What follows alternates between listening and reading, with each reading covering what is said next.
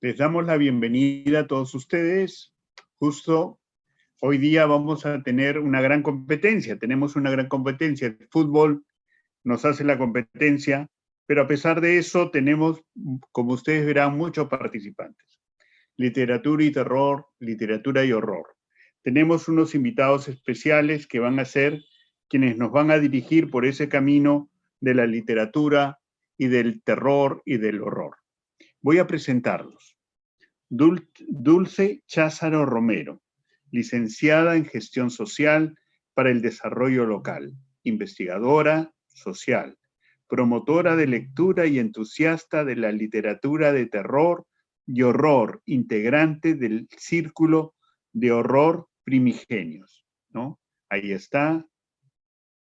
Y pasamos al caballero, Fernando de la Barra, el Bete, estudiante de actuación y escritor emergente. Publicaciones, antologías de cuentos, alucinaciones y sueños, miedos profundos, las manos quietas, misterio entre líneas, ganador del concurso nacional Violencia de Género, Bolivia 2020, con el cuento El Lobo de la Historia, administrador y moderador del grupo literario Círculo de Horror Primigenios, Club de Lectura La Paz. Les damos la bienvenida. Para nosotros va a ser un gusto escucharlo. Como vemos, tenemos un buen número, ¿no? Los amantes del fútbol nos hacen la competencia, pero creo que la literatura del terror o del horror nos va a suplir esa adrenalina. Adelante, por favor, estimados amigos. Ustedes son los que manejan la reunión. Muchas gracias. Fer, tu micrófono.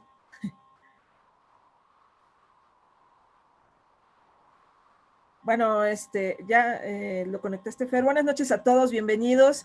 Como saben, y los que estuvieron en en la primera sesión, nosotros ya hemos abordado como ciertos aspectos importantes sobre la construcción y sobre todo la idea relacionada con lo que es el terror y el horror. Le voy a ceder la palabra a mi amigo Fer. Fer, buenas noches, ya tienes tu micrófono activado. Sí, gracias, Dulce. Como tú dices, esta es la segunda jornada. Agradecemos mucho también la presencia de todos ustedes, el tiempo, la competencia con el deporte también, pero cerramos esta segunda parte con un hermoso viernes 13.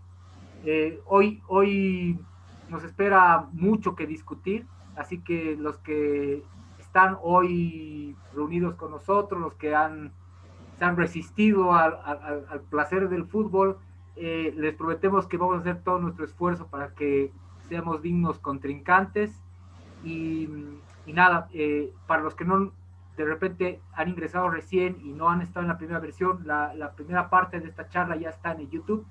El link lo vamos a dejar en la descripción o en el chat para que lo puedan revisar con más detenimiento, pero vamos a hacer un resumen ahora de esa charla, un resumen súper sucinto. ¿Y que somos nosotros? Somos un grupo, un círculo, un colectivo que está dedicado a la literatura del terror, en realidad a la literatura del miedo, y de ahí hemos ido explorando mucho estos enfoques de diferentes autores. Hoy queremos compartir mucho de eso y más que todo la experiencia que tenemos nosotros como colectivo constructor es no quedarnos en solo leer, sino también producir, y eso es algo interesante. Nosotros también un poco haciendo propaganda para nuestro círculo. Les invitamos porque es un círculo que no tiene ningún costo. Si alguno piensa que tenemos alguna pensión, realmente lo hacemos por amor al arte. ¿Y qué hacemos? Nosotros revisamos, estamos con dos ciclos, uno de horror cósmico, otro del terror gótico. Estamos analizando varias de las grandes obras en su mejor envergadura, y también tenemos una suerte de talleres donde ya estamos construyendo la idea de generar una antología ahora más allá de nuestras fronteras de Bolivia y poder ir ir compartiendo esta experiencia que es lectura y escritura. Entonces, ya ahí está la propaganda, el marketing que tenemos que hacer. Y ahora a lo nuestro, que es este tema de hoy día, que es un poco, vamos a hacer la recapitulación de lo que hablamos la anterior sesión. Y hoy de plano vamos a abrir mucho a la discusión, al debate. Entonces, Dulce, voy a compartir, no sé si me han quitado compartir pantalla, si no, aquí está. Empezaremos ya con la presentación, el miedo en la literatura. Y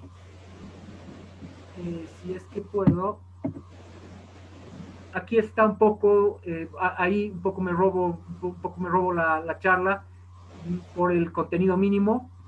El contenido mínimo es estos iconos que están acá. No es que solo hablemos de Lovecraft y de Poe, pero sí ustedes, yo creo que están más familiarizados con estos dos grandes escritores, que una suerte bueno, ha habido una suerte de rivalidad, entre comillas, entre estos dos autores por el enfoque que han tenido en el miedo.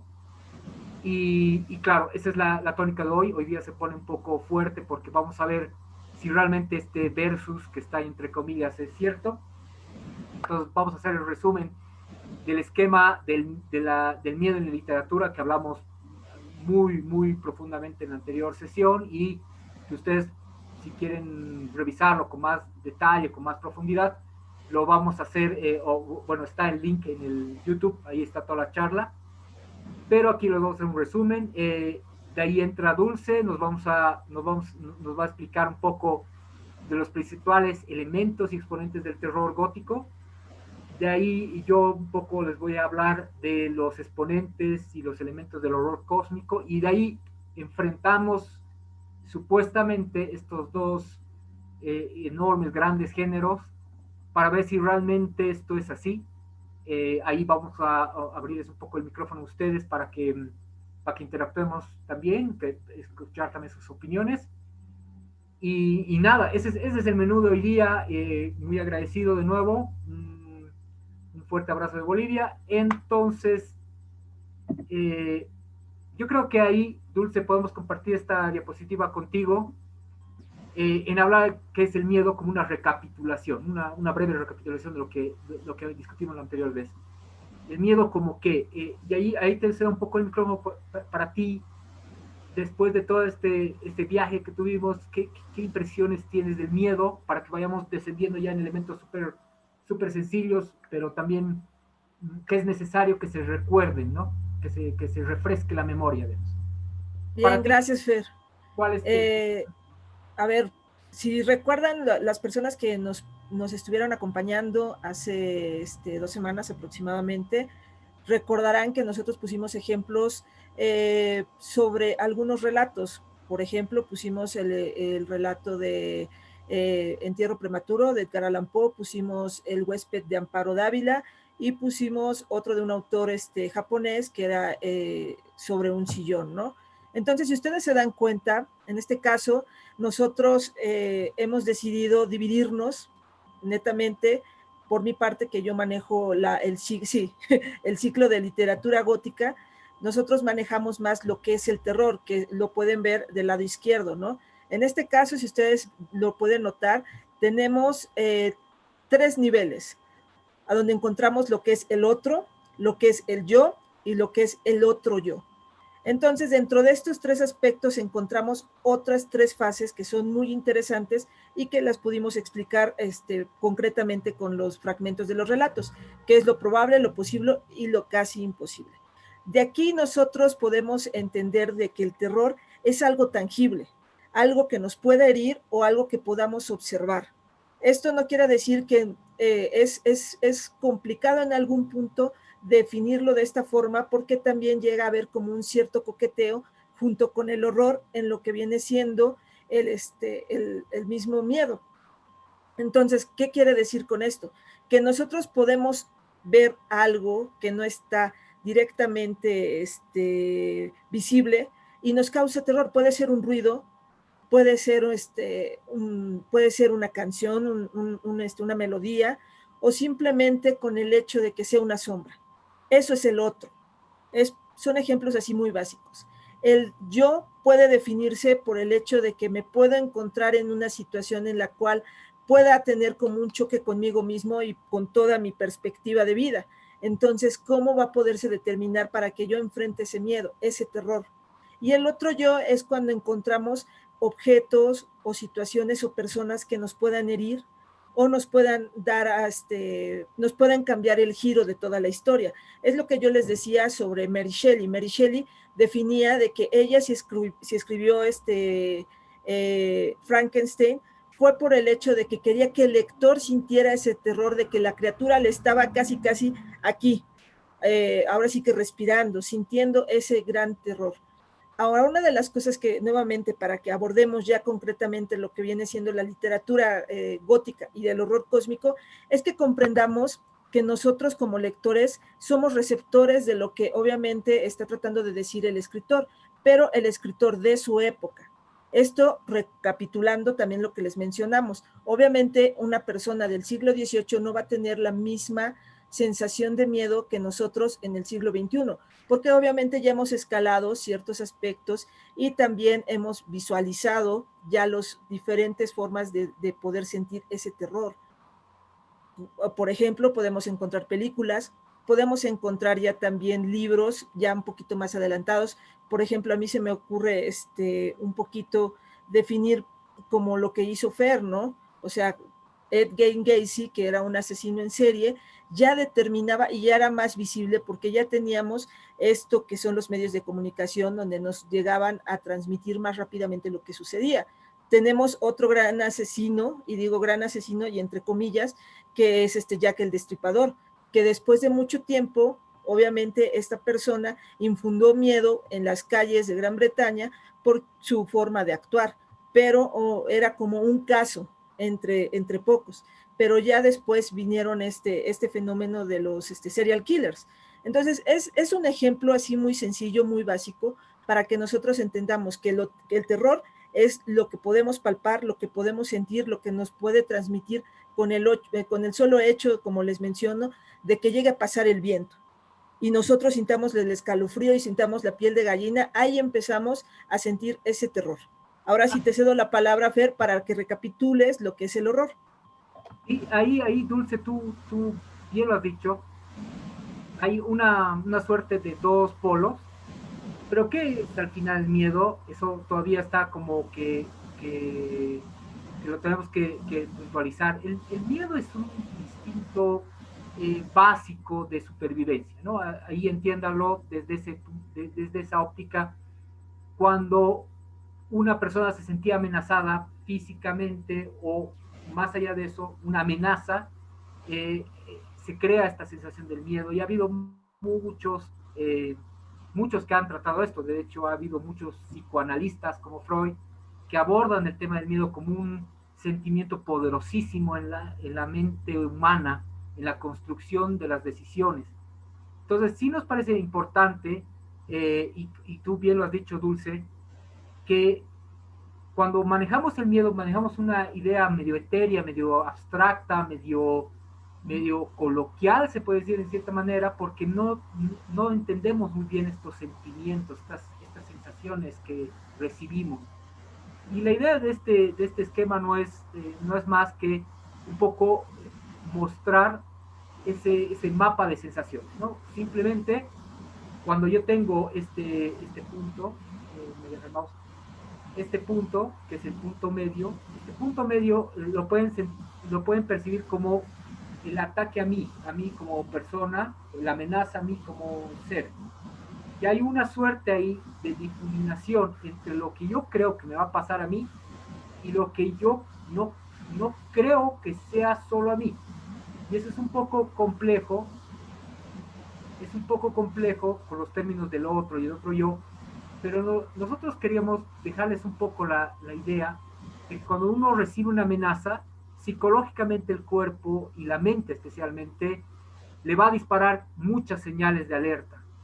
Esas señales de alerta, como decía bien Dulce, hablan de una gradación cuando empieza a definir si esto puede ser probable O sea, puede ser muy, muy factible que me pase una caída, un cuchillo, el fuego, por ejemplo, amenazas muy probables que me causen un daño, o un poco más lejano, eso puede ser posible que me pase alguna vez, una caída de un avión, el derrumbe de un edificio, de un volcán que se detona, o casi imposible, pero que puede ser factible para mi psiquis interna, para mi mente, ¿no? Que puede ser, por ejemplo, la caída de un rayo, un terremoto, ahí hasta el volcán entraría cosas que son más lejanas en la posibilidad de que me genere un daño, pero mi psiquis, mi raciocinio me dice que eso también me puede generar un daño, hay una amenaza.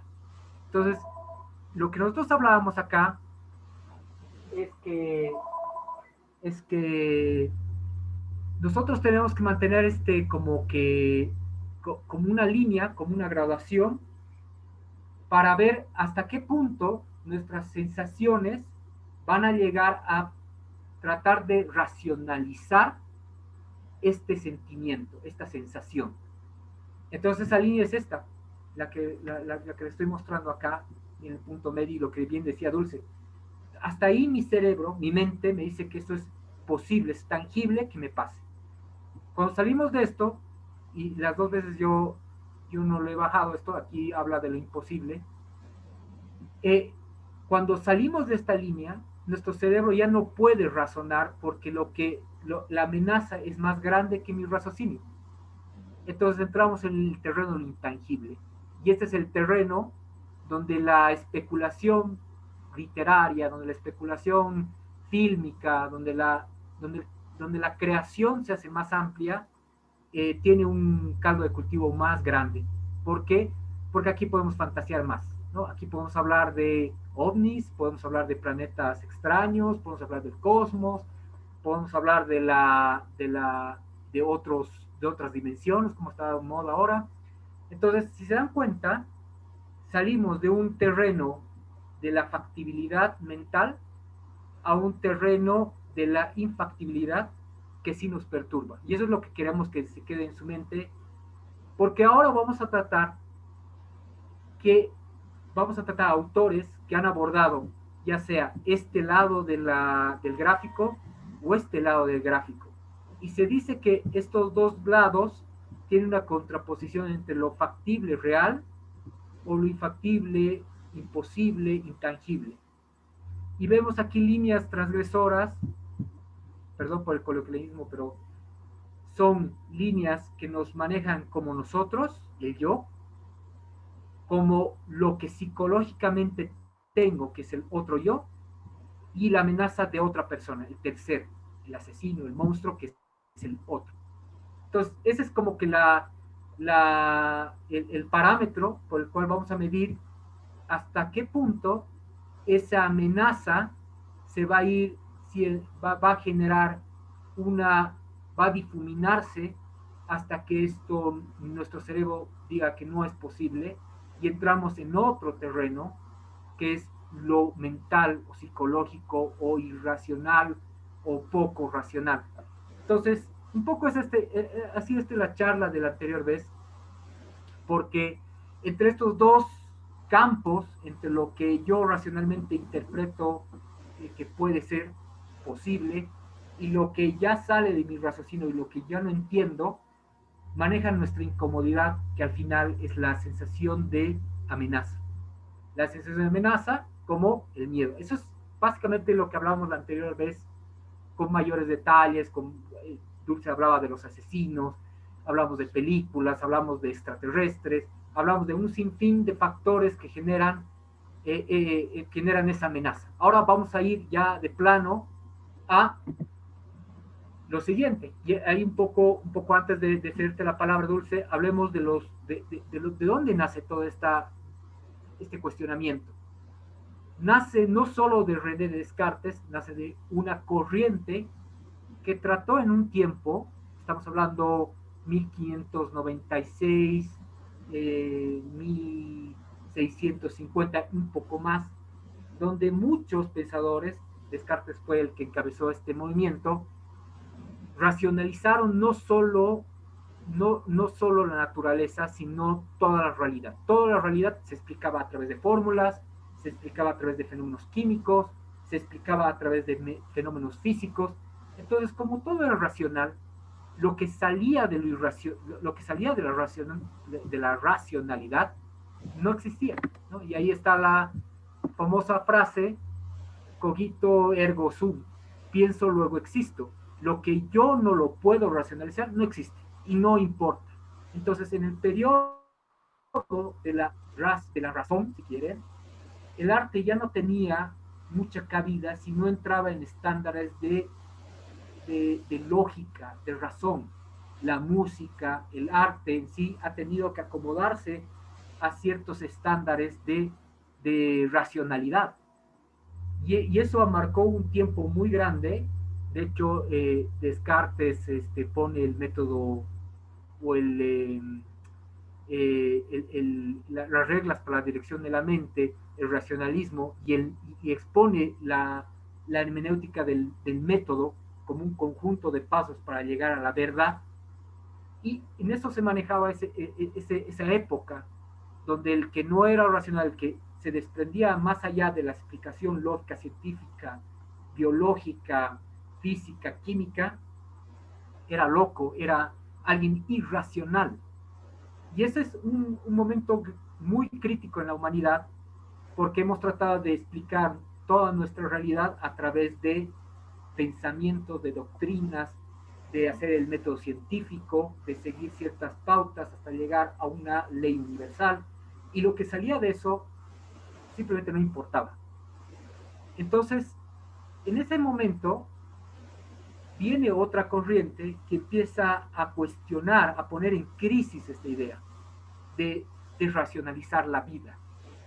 Y ahí yo voy a ceder la palabra dulce, porque vienen personas que dicen, el ser humano no tiene que racionalizar todo, porque el ser humano en sí es imperfecto y no tiene todas las explicaciones. Y trata de dar una solución a esos cuestionamientos a través de los sentimientos y a través de la esencia humana. Entonces, te cedo la palabra dulce para que nos ya aterrorices. Ya, muy bien, gracias, Fer. Bueno, chicos, para empezar, vamos a hacer un pequeño ejercicio, vamos a decirlo así. Vamos a concentrarnos todos a inicios del siglo XVIII, como ya mencionó Fer, donde estábamos hablando de una estructura en la cual nos estaban cuadrando. O sea, a los ciudadanos solo se les permitía pensar en una forma, y era bien visto pensar en esa forma, era la forma racional.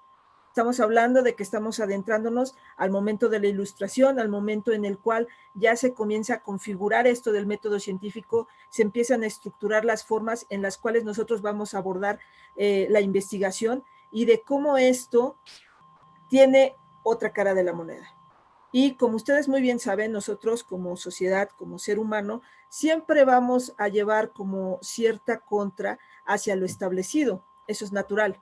Entonces, ¿cómo es que se estaba abordando esta situación? Se estaba hablando, y vamos a hablar sobre un acto de rebeldía, un acto transgresor, y es hablar respecto a algo irracional.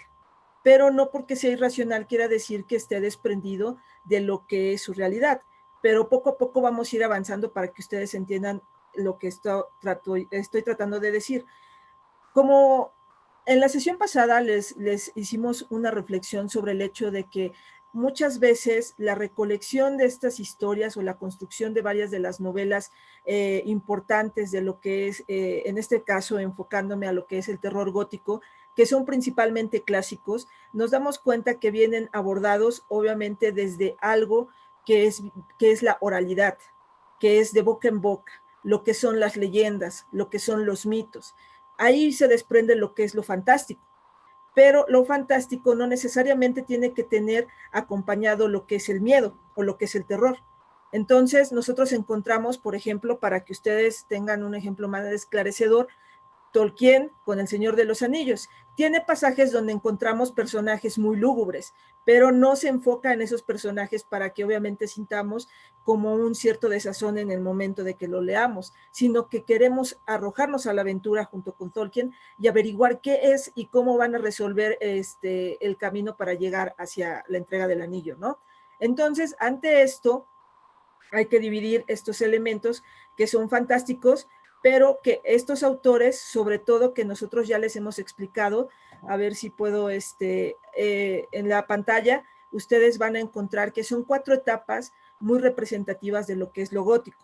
Estas 4 etapas lo designó H.P. Lovecraft, y él, como buen investigador, buen escritor y buen lector, es el mejor que puede determinarnos de cómo dividir este tipo de visión de lo gótico. Para comenzar, podemos hablar sobre lo que es la novela gótica temprana, y tenemos ahí a Horace Walpole y Anna Radcliffe. Aquí, si ustedes se dan cuenta, estos dos grandes personajes tuvieron 2 obras muy, muy buenas. Uno que es El Castillo de Otranto y otro que son Las Pasiones de Udolfo. En estas dos relata y se concreta necesariamente en lo que es la dimensión o la atmósfera. ¿A qué me refiero? Que siempre va a estar envuelta en lo que es un castillo, pasadizos secretos, un misterio que nunca se va a poder resolver, pero que va poco a poco emergiendo, atravesando con todas las páginas que nosotros vamos leyendo. Y esto obviamente da bastante, bastante satisfactorio al momento de resolver el misterio. Pero ahora, esto no es lo suficiente.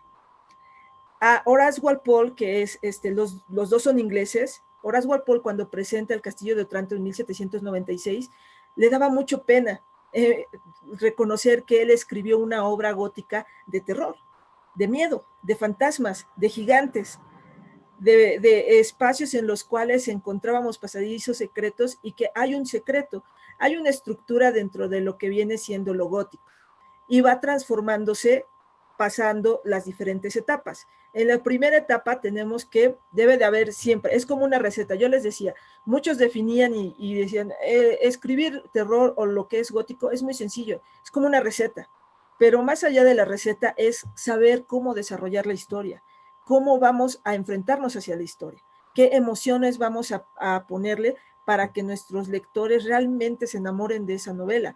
Por eso ha perdurado por mucho tiempo estas 2 obras. Por ejemplo, receta de lo gótico.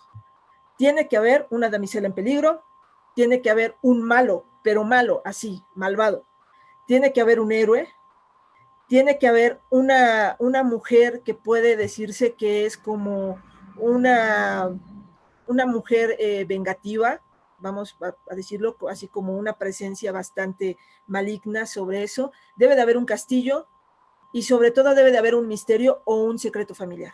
Y en estas 2 obras cumbres de lo que es el gótico temprano, ellos 2 lo representan totalmente. Más adelante vamos a tener así como fragmentos también de sus obras para que ustedes se den una idea más general de todos ellos.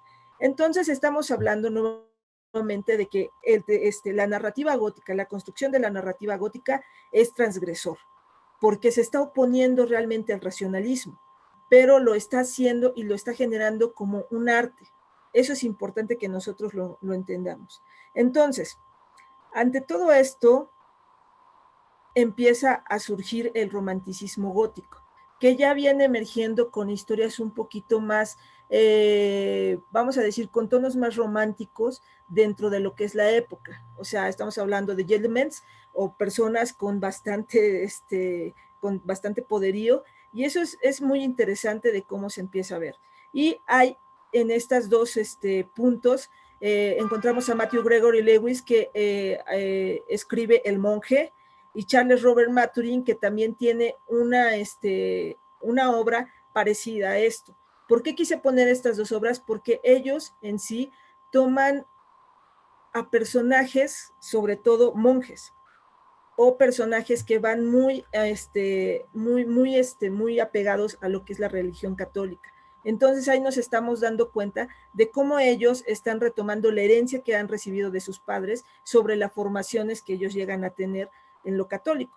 Son obras que también son bastante extensas, y muy laboriosas, pero se disfruta también porque tiene un secreto, porque se tiene bastante misterio, pero acá se empieza a fijar más en los personajes, se construyen y se esquematizan mejor los personajes, no tanto como lo gótico temprano.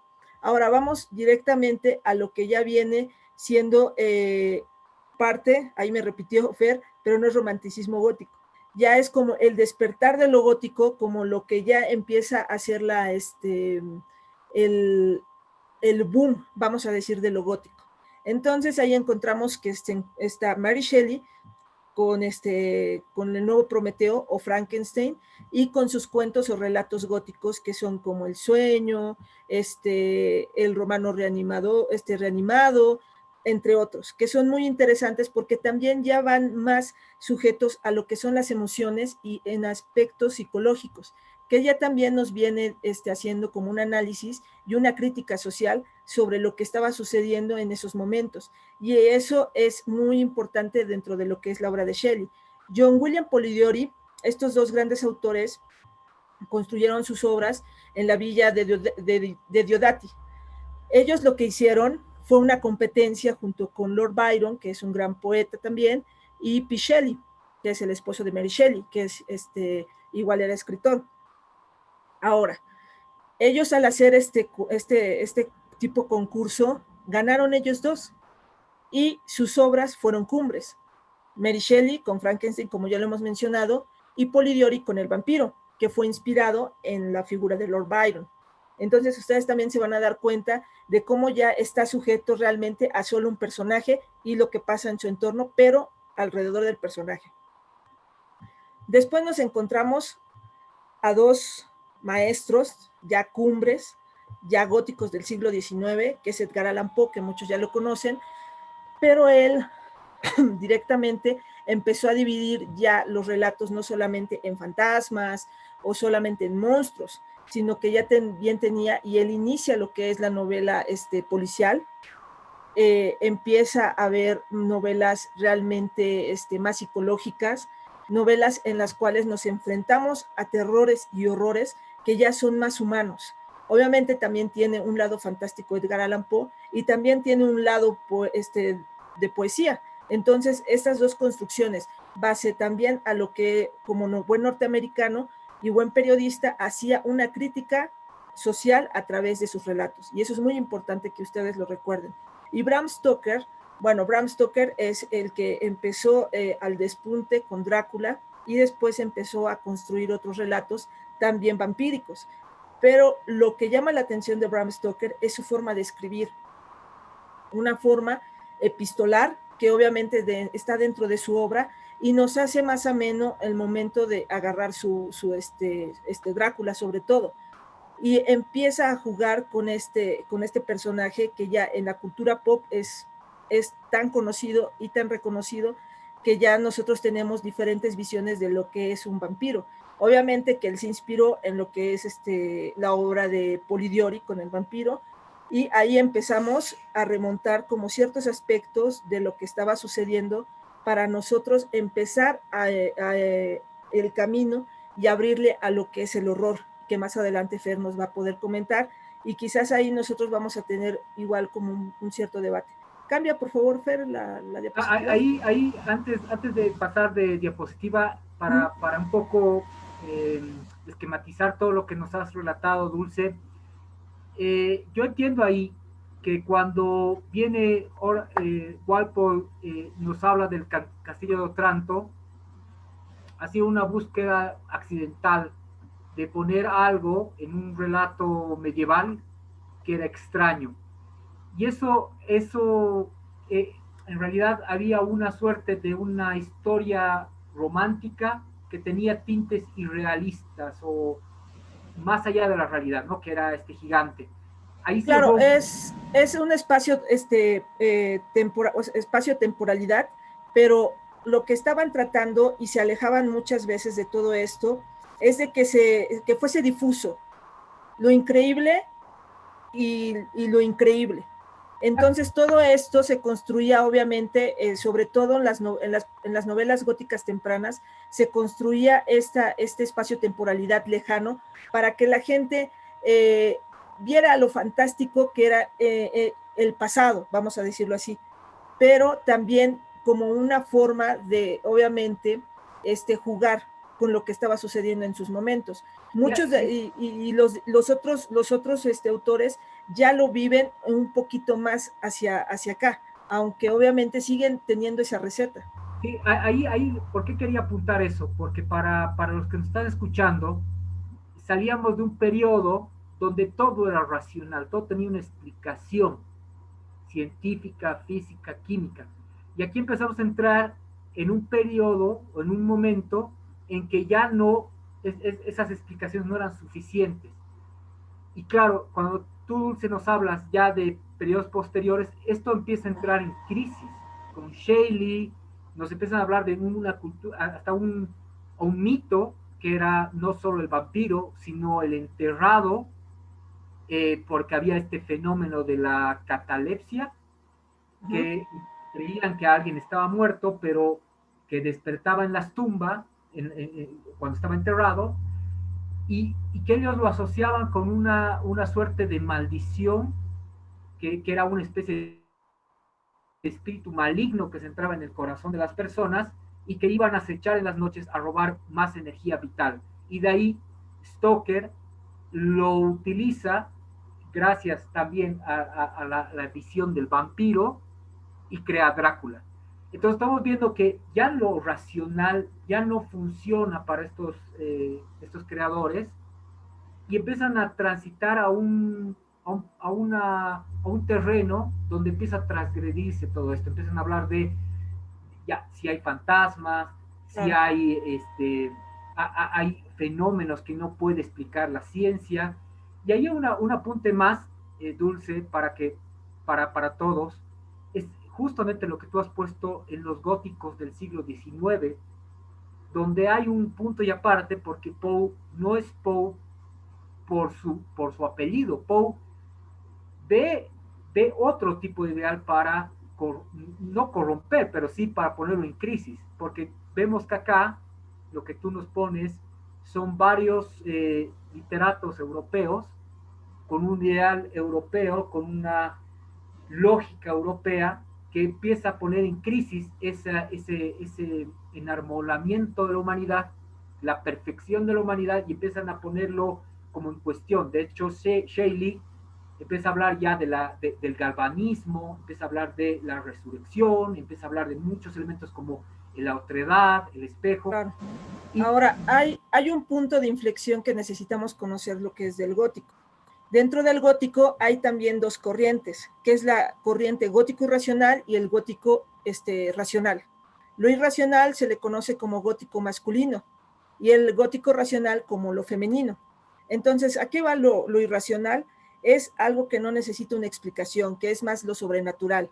Entonces ahí lo podemos encontrar dentro de lo que es el Castillo de Otranto, lo encontramos en Matthew Gregory Lewis, lo encontramos en Edgar Allan Poe, en Bram Stoker. Y lo gótico racional lo podemos resolver, ahora sí que como un ejemplo bien clarito que les vamos a decir, es como lo que sucedía en Scooby-Doo, que parecía un monstruo, pero al finalizar era algo tan racional porque era una situación, por ejemplo, de que se querían adueñar de un terreno o porque obviamente querían hacer un desfalco a un banco, etc. Entonces, muchas de estas obras que encontramos tienen ya y empiezan a deducirse desde lo psicológico, que es lo racional. Entonces, si ustedes se dan cuenta, no necesariamente huía al gótico, el gótico romántico, de todo lo racional, de todo lo que era de su época, porque estamos hablando de su época. No podían salirse de ello, porque obviamente estaban sobre ello. Es como Mary Shelley, es un ejemplo muy claro. Mary Shelley, como dijo Fer, tuvo que leer y tuvo que, era una gran intelectual, era una gran estudiosa y resolvía muchos de sus trabajos mediante investigaciones como el galvanismo, que es el uso de la electricidad para revivir un cuerpo, por ejemplo. Entonces, si ustedes se dan cuenta, muchas veces se desvaloriza lo que es el terror y el horror porque se piensa que es irracional, que es algo fantástico, algo que no va a suceder, que es como lo que vimos al inicio. Y lo que se está tratando es de que, como los autores, es de que nosotros se vuelva esa línea difusa entre lo increíble y lo creíble, y que no sepamos dónde estamos parados, ¿no? Dulce, hay un gran apunte de lo que tú has dicho, porque precisamente en Poe podemos ver eso y podemos ver en otras obras de los autores que nos estás exponiendo, justamente esa contraposición entre lo irracional, místico, femenino y lo racional, si quieres, científico, varonil. Y hay es al revés, es al revés, pero tienes la idea. Claro, es que en realidad ahí chocan los dos porque lo racional se vinculaba con el hombre, con el varón, si quieres. Sí, pero en este caso lo irracional es visto como lo masculino y lo racional como lo femenino. Eso es lo interesante. Es que entonces ahí, si tú me planteas eso, yo te diría que ahí tienes un autor, Poe, que te dice lo contrario y se va reconstruyendo entonces esta lógica de quién es el racional, quién es el místico. Porque no te olvides que Berenice, no te olvides de Morelia. Pero ahí, Fer, no estamos hablando tanto de las obras, sino de los autores. Claro, de la forma la lógica sí, de la construcción de las obras. La lógica te dice a dónde apunta el feminismo ahí y dónde apunta el masculinismo ahí como figuras de racionalismo y lo que no es, lo que es más místico, ¿no? Podemos discutirlo todavía porque esto es, ni siquiera nosotros tenemos la verdad absoluta, pero claro, ahí se van plantando como que puntos para que los chicos tengan sus cuestionamientos, porque la idea ahora, una de las cosas que hay que esclarecer es que en este caso, obviamente en el caso de Mary Shelley, porque son muchas las autoras mujeres que asumieron la tarea principal como autoras de lo gótico, son bastantes. Yo acá les estoy poniendo dos ejemplos. Estamos hablando también de Jane Austen, estamos hablando de una de las hermanas de Brontë. Entonces, si se dan cuenta, lo que sí podemos decir es de que obviamente en muchas de las obras, no solamente de las mujeres, sino también de los varones, recurrían, por eso les decíamos ese esquema, de la damisela en peligro, el malo, malo, malo, el bueno, bueno, bueno, y obviamente una atmósfera que es bastante lúgubre, ¿no? Entonces ahí nos encontramos con diferentes aspectos. Ahora, lo que sí tiene Mary Shelley como punto de referencia es que hace análisis muy, muy interesantes dentro de su obra Frankenstein y sobre todo para su momento fue como un golpe muy certero al establishment que estaba dentro de lo que eran las obras, ¿no? Al igual que todos los autores.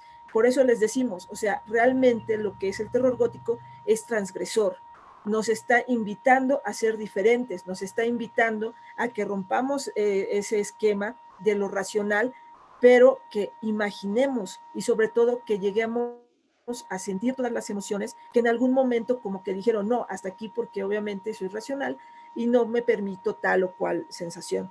Y lo que hacía lo gótico es realmente abrirnos esas sensaciones, pero sin llegar a un punto en el cual fuéramos totalmente ciegos. Antes de ya pasar, no te olvides que hay el tema de la estética, ¿no? Muy fuerte. Claro. Eso es, o sea, no solo es el castillo o el fantasma, sino cómo se ven. No es solo la dama espectral, sino cómo se ve. ¿No? Que claro, es algo muy fuerte. Yo por eso ahí, yo interpreto que este tipo de literatura no es tan, no es que no nos dé miedo, sino no sabemos interpretarla por qué línea va.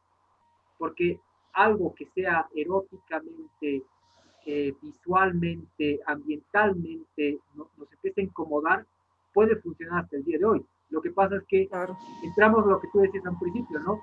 Si lo vemos simplemente como la receta, obviamente a esta época de la vida nos resulta un poco extraño o antiguo, pero si encontramos la lógica, no es que el gótico también esté no vigente, sino que tiene una lógica que hay que entenderla, ¿no? Tú no lo has dicho, y eso es lo lindo, es reencontrarnos con nuestra visualidad, con nuestro cuerpo, con nuestros sentimientos, y se puede, ahí se puede hablar muchísimo de esto, ¿no? O sea, es algo que yo creo que tampoco es una trivialidad, no es una trivialidad solo el vampiro o Frankenstein o los castillos, sino todo. Ahora, hay que poner sobre la mesa a todos los que nos están escuchando el hecho de los terrores humanos van cambiando, van evolucionando. O sea, por eso les decía al inicio, no va a ser lo mismo una persona del siglo XVIII, una mujer o un varón del siglo XVIII, que un varón y una mujer del siglo XXI, porque obviamente tenemos estos terrores humanos que van siendo diferentes, van teniendo hasta expectativas de los cuales nosotros llegamos a retarnos en algún momento. Decimos, a ver, cuando yo tenía 8 o 9 años, me daba miedo quizás Freddy Krueger.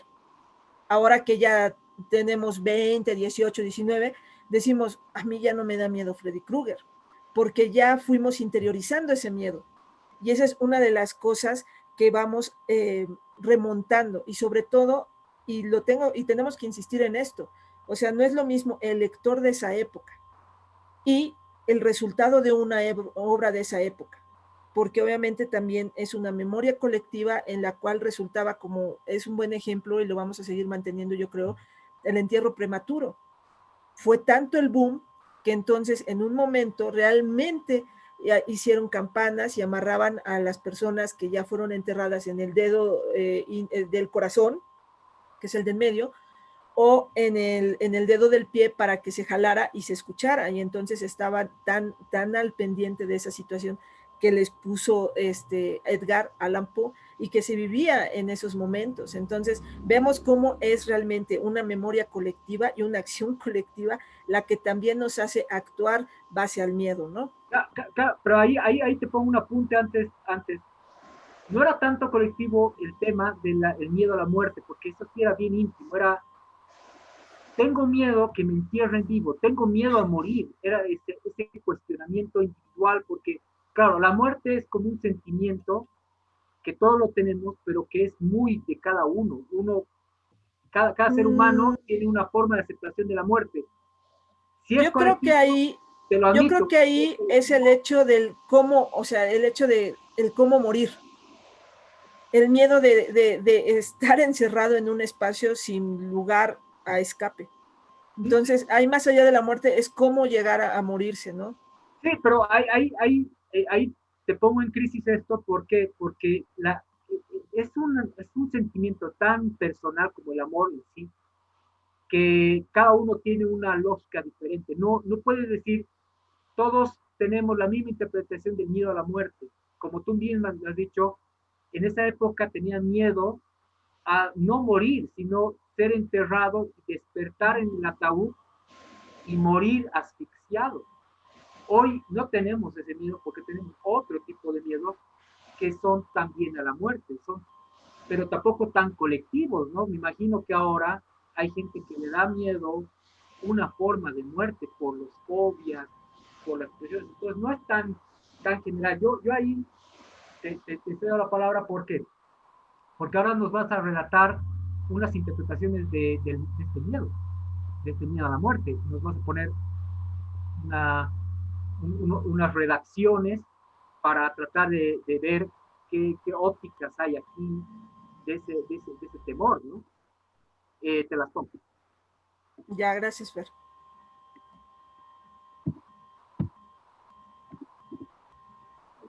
Primero están estas imágenes que lo que viene representando es lo que es el gótico temprano. Si ustedes se dan cuenta, la imagen nos traslada realmente a escenarios lúgubres, como lo veníamos diciendo, y sobre todo esta atmósfera que realmente nos hace sentir en un momento quizás agobiados, a otros no, como dice Fer. O sea, no todos podemos compartir el mismo miedo, pero sí podemos hablar de psicosis colectiva, que eso es otra de las relaciones que se tiene del miedo y del horror.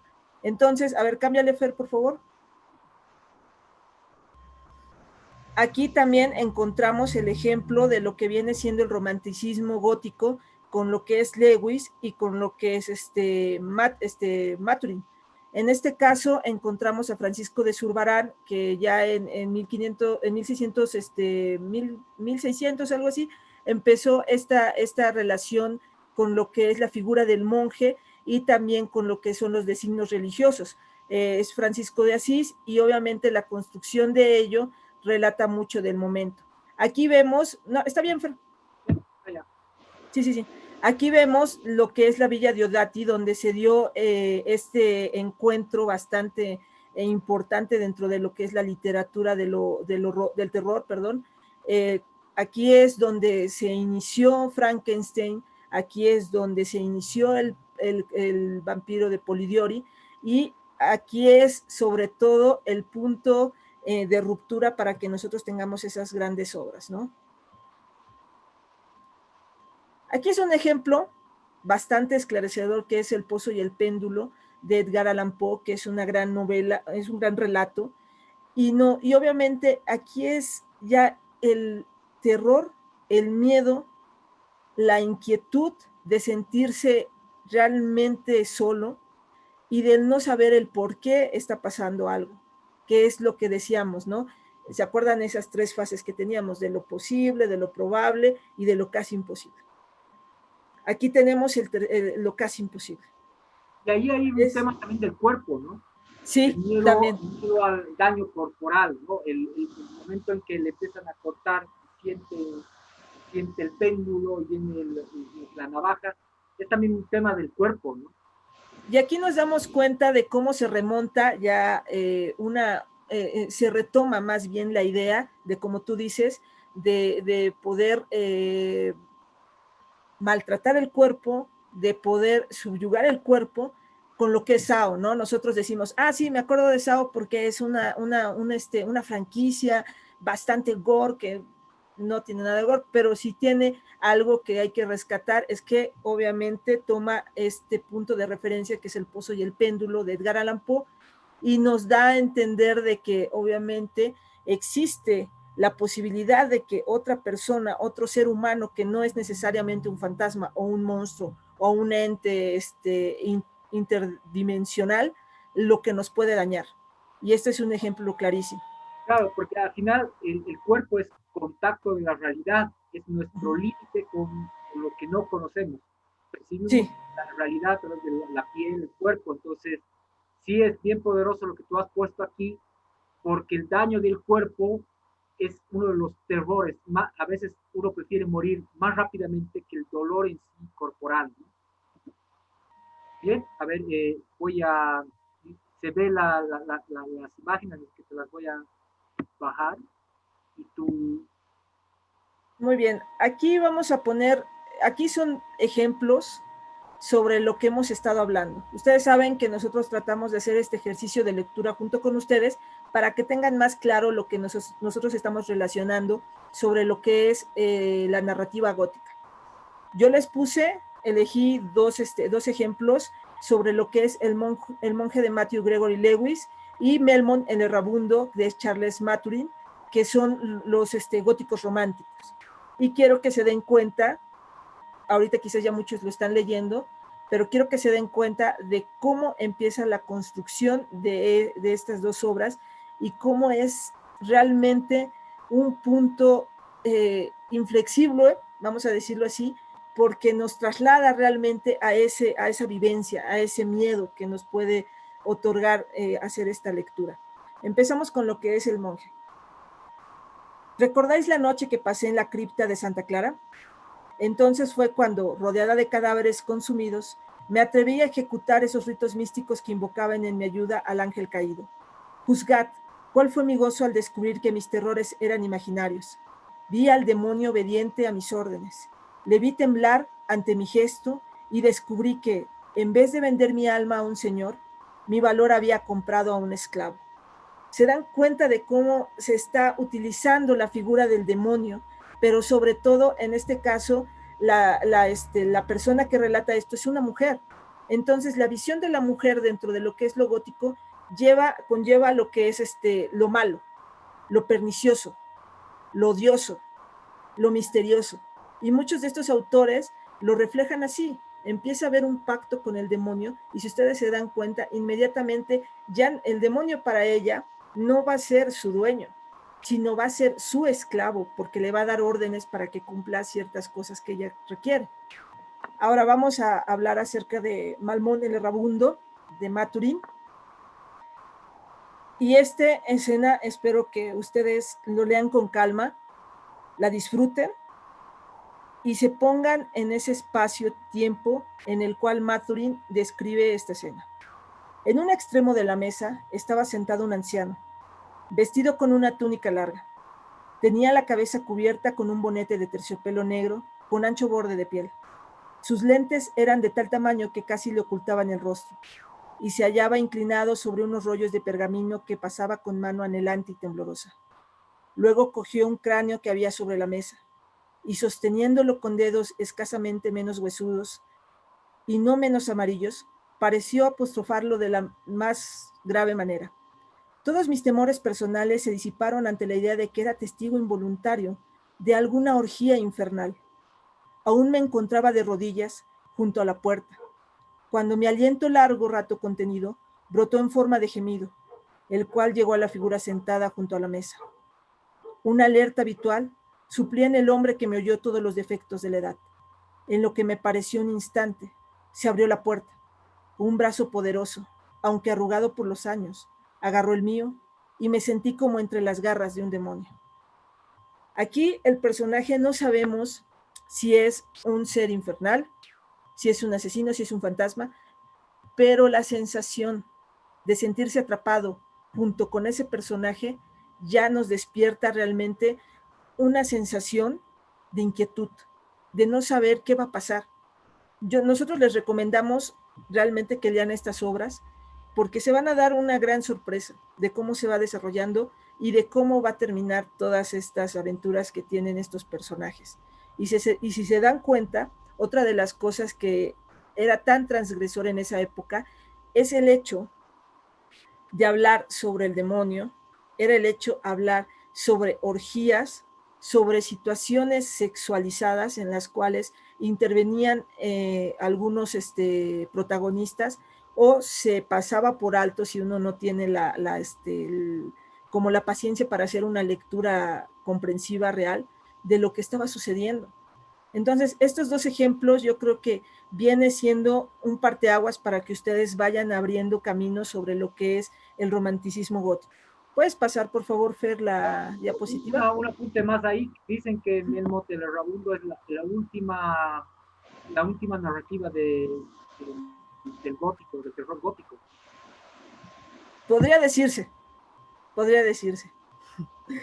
Aquí tenemos ya dos obras que son, ya lo hemos dicho, es como el boom del gótico, porque obviamente hay una decaída de todo esto y la gente dice, no, ya no me asustan los fantasmas, ¿qué es eso de los castillos?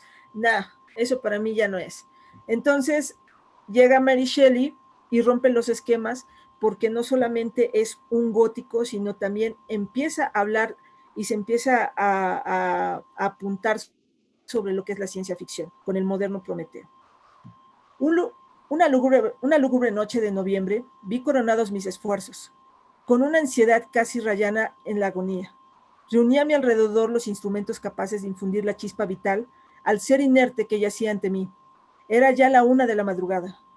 La lluvia golpeteaba triste contra los cristales y la vela estaba a punto de consumirse, cuando, al parpadeo de la llama medio extinguida, vi abrirse los ojos amarillentos y apagados de la criatura.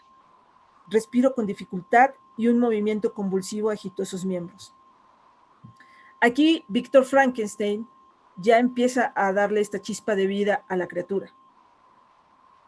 Y su sorpresa fue tal, porque aquí ustedes tienen que leer esta obra, si no se las voy a spoilear, pero hay que poner de manifiesto que qué es la chispa de la vida y cómo resolvió esta incógnita Mary Shelley para que esta criatura tuviera vida y sobre todo fuera tortuoso con su creador. Y esos son referentes que yo creo que vale la pena hacer una lectura bastante buena sobre esta obra. Ahí también el monstruo no dicho, ¿no? El monstruo no descrito y el monstruo solo con pequeñas pinceladas es algo que es muy constructor para el futuro, ¿no? Te digo el monstruo, pero no te voy a describir a rajatabla como es. Sí, y eso es lo interesante. Y aquí Mary Shelley, como nosotros lo hemos dicho, tuvo, o sea, cuando la escribió tenía 19 años.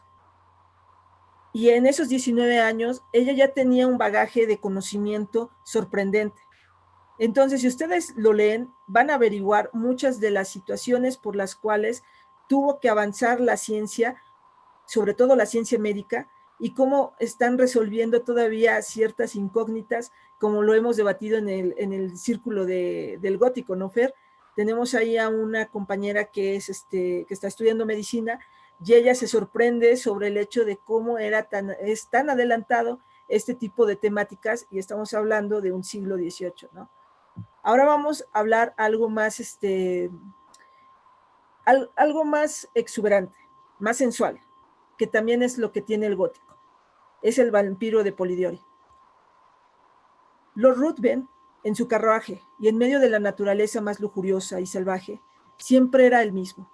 Sus ojos hablaban menos que sus labios, y aunque Aubrey se hallaba tan cerca del objeto de su curiosidad, no obtenía mayor satisfacción de este hecho que la de la constante exaltación del vano deseo de desentrañar aquel misterio que a su excitada imaginación empezaba a asumir las proporciones de algo sobrenatural.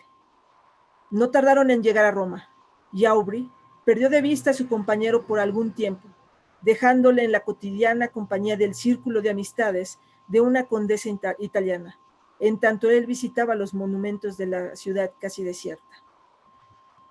Este relato de Polidori es un relato más biográfico, porque se tiene conocido de que Polidori tenía un romance con Lord Byron, pero era una relación bastante tortuosa, una relación bastante, vamos a decirlo, tóxica. Entonces, la forma de desahogo de Polidori contra Lord Byron fue escribir esta obra, que no fue bien recibida por Lord Byron, pero que refleja la naturaleza de él, de ese personaje, de ese poeta que era realmente encarnizado, que era realmente una persona con una personalidad bastante arrogante y sobre todo bastante arrojada al desdén hacia los demás, ¿no? ¿Algo que quieras agregar, Fer? Sí, ahí hay un fuerte elemento erótico, ¿no? Y esto, homoerótico, sí. Vuelvo a resaltarlo, es parte del gótico y del terror gótico. ¿Por qué? Porque el erotismo maneja el deseo, la irracionalidad, maneja también la confusión. Cuando hay el tema del encuentro de cuerpos, ya no hay el límite, hay inclusive la sensación de la muerte cuando hay el orgasmo. Es un parteaguas y es maravilloso explorar el mundo del erotismo a través de lo erótico, de lo terrorífico, porque nosotros usualmente lo vemos solo con la idea del deseo, pero el deseo como una fuerza, como un poder, también resulta ser terrorífico, porque hay alguien que domina a alguien y ese alguien tiene poder con ese alguien, y ese alguien se somete al poder, al deseo, a la sensualidad de este alguien. Y hay un juego que no solo se queda con Polidori, que bien lo traes ahora, porque el vampiro, el gran componente del vampiro no solo es la inmortalidad, que se la puede cuestionar también desde el erotismo, sino por el deseo en sí, lo estéticamente hermoso que es el vampiro y todo lo que rodea a esa figura. Yo creo que algún rato vamos a tener que hablar del vampiro, del por qué hay, de que empiezan a crear otras figuras como el hombre lobo, pero vayamos por lo básico. El erotismo aquí es fundamental y un erotismo inclusive no heterogéneo, ¿no? Exacto. Que hay que recordar, en ese tiempo, ¿no? Era hay que recordar que antes de esta narrativa de Polidori está Camila, que es una obra de vampiras lésbicas que es bastante fuerte porque obviamente en su tiempo rompió el esquema de las relaciones heterosexuales, ¿no? Y hablando de eso, recuerdo que al inicio de la primera sesión hablamos del disfrute y obviamente del dolor, que son dos puntos álgidos para que nosotros realmente comprendamos lo que es la angustia, lo que es el miedo, lo que es el terror, lo que es el horror. Entonces, si ustedes se dan cuenta, siempre ha estado ahí presente esta situación del erotismo, que es, como tú dices, es como romper, es como para otro tema, porque es bastante arduo, porque tenemos también varias referencias y que también fue un choque, fue algo, nuevamente vamos a utilizar la palabra, transgresor para su momento y sobre todo porque era escandaloso, porque era algo que no podía suceder en esa época, ¿no? Claro, y ahí resumimos un poco este viaje que nos ha hecho Dulce con la corporalidad como el miedo al daño físico, a la muerte física, o en este caso, el contacto físico erótico que también le puede generar muerte, pero muerte personal, individual, como una experiencia, y de hecho ahí cerramos todo el arco con estos pensadores que dicen, enarbolen la humanidad, su individualidad como seres humanos, exploren sus sentimientos, exploren su dolor, exploren su erotismo, su sensación, sus sensaciones en sí, pero como una individualidad, como un cuerpo. El cuerpo ahí en el gótico es fundamental, es algo como que el núcleo duro de lo que genera toda esta lógica.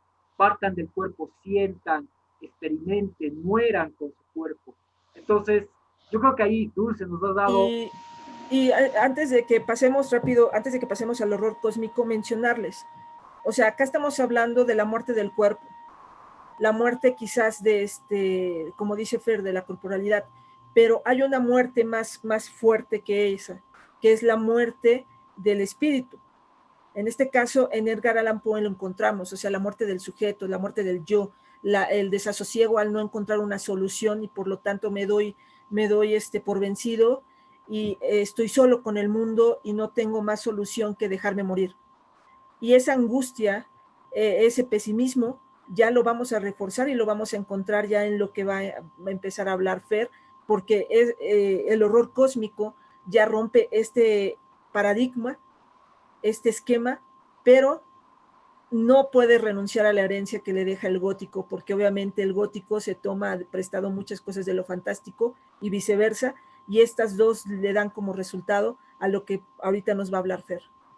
Sí, genial, Dulce. Con Colorario vemos una literatura gótica que nos invita a la experiencia personal, individual y explorar todo eso. Y ahí hay una frase que tú dices que es lo que se maneja ahora. Viene otro tipo de gente pensadora y dice, no, la individualidad de repente se ponga en crisis. Y en esta experiencia vienen varios escritores que empiezan a experimentar con algo que ya no sea corpóreo, ¿no? Y empiezan a experimentar con algo que no sea real, tangible. Y tenemos ahí a Lord Dunsany, que nos habla del mundo de los sueños. Y él no nos quería espantar, solo quería hablar de algo más allá de la realidad, algo mezclado con una especie de Grecia, pero que no era Grecia, porque también habían figuras fantásticas y habían deidades que creaban el mundo a través de la música y la sonoridad, y empieza a experimentar con una cosa que ya no es corpórea, ya no está en nuestro cuerpo, ya no está en nuestros músculos, no es una sensación que la podemos definir con la biología, sino va como un poco con la mente, con el pensamiento, y vemos ahí que empiezan a como que emparejarse otros autores que dicen, esto también es interesante. Vemos a un Robert W. Chambers o Robert William Chambers que tratando de criticar al arte, tratando de poner en crisis al arte, empieza a poner en crisis la realidad también, porque el arte está más allá de la corporalidad. Al interpretar el arte, criticar el arte, empieza a entrar a otros terrenos donde ya Dunsany le parece más conocido, donde el espacio no corpóreo resulta ser más fácil de describir. Y tenemos a un Ambrose Bierce que antes de Chambers ya nos hablaba de lugares fuera de este mundo. Y nos empieza a construir ideas de lugares en las estrellas, y que tratando de rescatar lo que decía Dulce, tratando de rescatar esa angustia, nos dice la angustia de estar en otro lugar que no lo conocemos. Lo sigue Blackwood, donde nos dice también que esta angustia, este no conocimiento de la realidad, no solo está en el espacio, sino en la propia Tierra, porque no la conocemos, por los seres vivos que hay en el bosque, en el lago, inclusive el propio folclore que nos da nuestra propia Tierra, nos dice también aquí hay un espacio desconocido y que merece tomar su atención, que no solo es el humano, no solo el ser humano y su corporealidad lo que nos puede inquietar. Y aparece Machen, Arthur Machen, que nos empieza a hablar de lo que nos hablaba un poco también Dulce, de este espacio virtual, de este espacio un poco oscuro, también claro, donde hay una otra dimensión, donde se manejan criaturas o entes o figuras que están más allá de la realidad.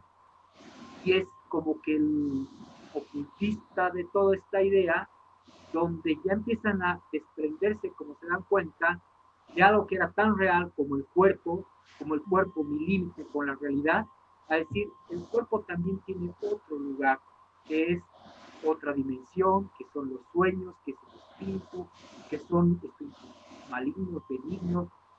Con toda esta ensalada, porque no son todos, no hemos podido poner todos en esta diapositiva, entra Lovecraft. Y Lovecraft, que ha leído, ha conocido y se ha imbuido con estos autores, empieza a crear una idea de una forma nueva de incomodarnos a partir de lo que no conocemos. Y esto que no conocemos nos trae a figuras que ya no tienen definición, que ya la mente no puede establecer, que la imaginación, por más artística, más poderosa, no lo puede definir. Y ese tipo de figuras nos trae a ideas retorcidas de la humanidad, traslucidas por lo amorfo, lo que la estética no puede comparar con lo que es también fuera de este mundo, porque la estética humana está ya definida, la belleza humana está definida. Tenemos aquí a Geyer, que es un artista plástico muy inspirado en el horror cósmico. ¿Por qué? Porque él veía la estética que está más allá de la estética humana, donde la belleza está más allá de la belleza terrenal. Vemos a un Bersinski, que nos habla del infinito, donde no hay límites, donde el límite ya no es el cuerpo, el límite está en el espacio, y como el espacio no tiene límites, entonces estamos hablando del no definido, del no límite, y nos empieza a corromper la idea de la mente que no tiene límites, como un espacio más ambiguo, que ya no lo podemos medir con metros, no lo podemos poner con tiempo, no lo podemos poner con piel, para darle una realidad, sino es algo más allá. Y vemos ahí a Goya, que nos habla del terror de los miedos, el terror de los sueños, donde es un espacio incómodo, donde no lo podemos controlar. Los sueños son parte de nuestro subconsciente, nuestro inconsciente y más allá, que nos muestra otro mundo, como decía Lord Dunsany. ¿Y por qué les traigo a estos pintores? Porque justamente no es que hayan sido pieza de Lodocón, no es una pieza inspiradora, sino son parte de un movimiento que nos empieza a establecer que no solo el cuerpo, la corporalidad y el ser humano son centrales en definirnos como realidad, sino también tenemos que ir más allá. Y como dice Dulce, no es que aquí el castillo, la damisela y el fantasma estén mal, sino dicen, hay algo más allá del castillo, porque había un cielo, y hay algo más que la damisela cuando moría, dónde iba o cuando soñaba, en qué soñaba. Y empieza a haber una suerte de nosotros, ahí ya es un poco spoiler, porque ya no vemos un parteaguas entre lo que nos hablaba Dulce, de la corporalidad, del autismo, de esta suerte del daño físico, sino empieza a complementarse esta zona de confort con lo que yo sueño, lo que no comprendo en el cosmos y lo que yo soy como alma. Y en eso yo les traigo dos citas, es un poco más cauto, no cauto, es un poco menos, menos explícito en esto, porque a mí me impactó la idea de Ambrose Bierce. Ambrose Bierce es más que cosmicista, es romántico, gótico, pero al construir un escenario que él buscaba que sea angustiante, no lo encontró en este mundo y tuvo que crear un mundo propio para reflejar esa angustia que tenía.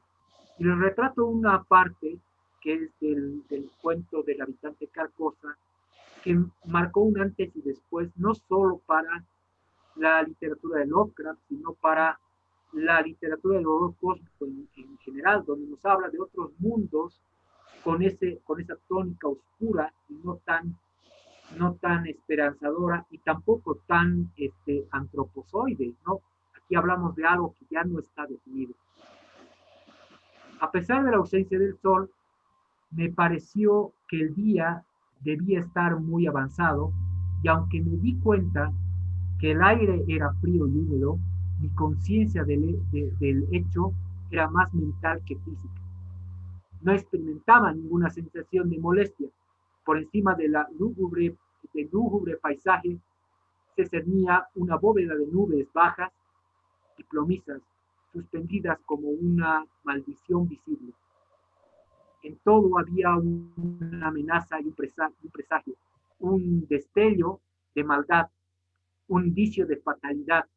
No había ni un pájaro, no había ni un animal, ni un insecto.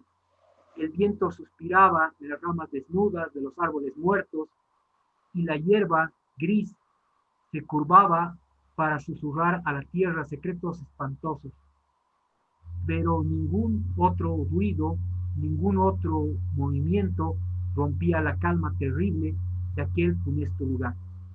Nos habla de un lugar hueco, nos habla de un lugar muerto, pero que no es la tierra. Y Ambrose Bierce aquí nos dice cuál espantoso puede ser encontrar algo que no sea nuestra propia realidad, que sea un mundo diferente.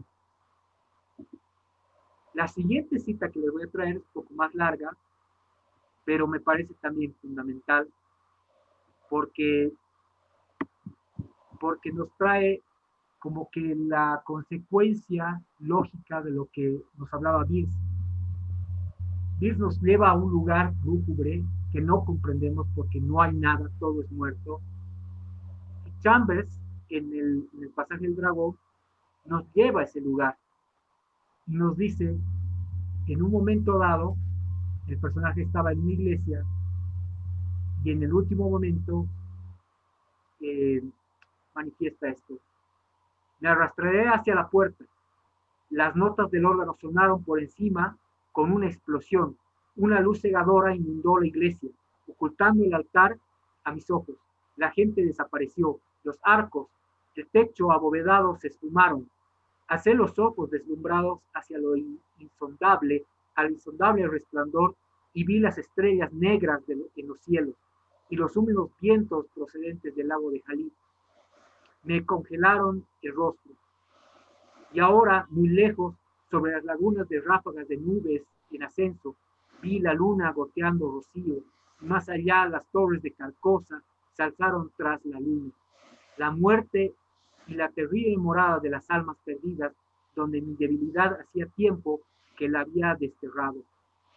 Lo transformaron ante cualquier otra mirada, pero no ante la mía. Y ahora escuché su voz, elevándose, aumentando, tronando entre la deslumbrante luz, y mientras caía el resplandor aumentaba más y más, y se derramaba sobre mí en las oleadas del fuego. Entonces me hundí en las profundidades y oí al rey de amarillo susurrando a mi alma: ¿es terrible caer en las manos de un Dios vivo? Aquí Chambers nos habla de que alguien descarna, quita el alma de un ser y lo lleva a otro universo. Y ese universo desconocido es muerto y está dominado por alguien que no lo comprende. Y esta idea de quitarnos del lugar donde estamos nosotros acostumbrados, la tierra, el físico, la realidad, y llevarnos a un lugar diferente, ya empieza a complicarnos.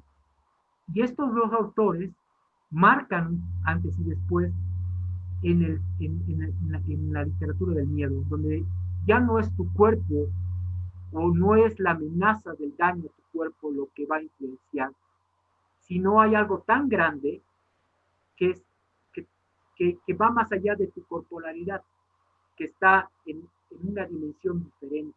Esa dimensión diferente, como no se puede definir, amenaza no solo a tu corporalidad individual, sino amenaza tu existencia como raza, como realidad. Y esa realidad nos va a traer a un entuerto. Tenemos un entuerto que nos ha hablado Dulce, que es la corporalidad individual, el daño físico, el erotismo como muerte, en la propia muerte, pero corpórea, del cuerpo. Y por otro lado, vemos a otros que hablan más allá del cuerpo, como una visión extracorpórea, extraterrenal, rompe mucho la realidad física que tenemos.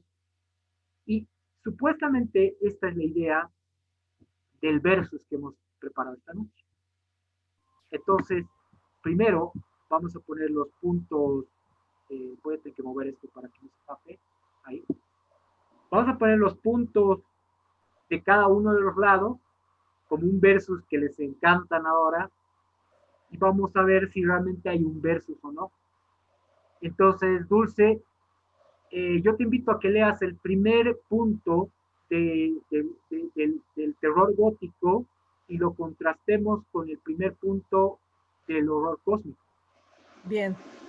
Aquí, como ustedes, y yo pienso que ya están ya bastante entendidos sobre lo que queremos manifestar, sobre lo que es lo gótico, pero acá se resume bastante bien.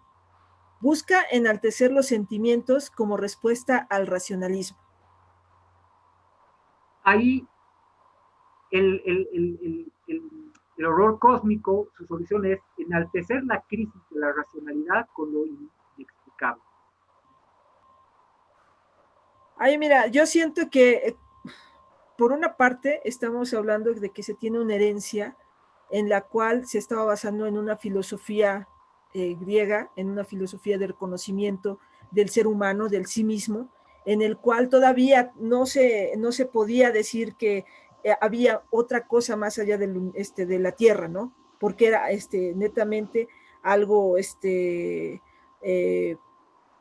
ser humano como punto de referencia alrededor del universo, lo único que existía somos nosotros, ¿no? Y esa es una de las cosas que se interioriza y solamente se ve como estos sentimientos del ser humano en la Tierra. Eso es lo que yo te puedo decir sobre lo que es lo gótico.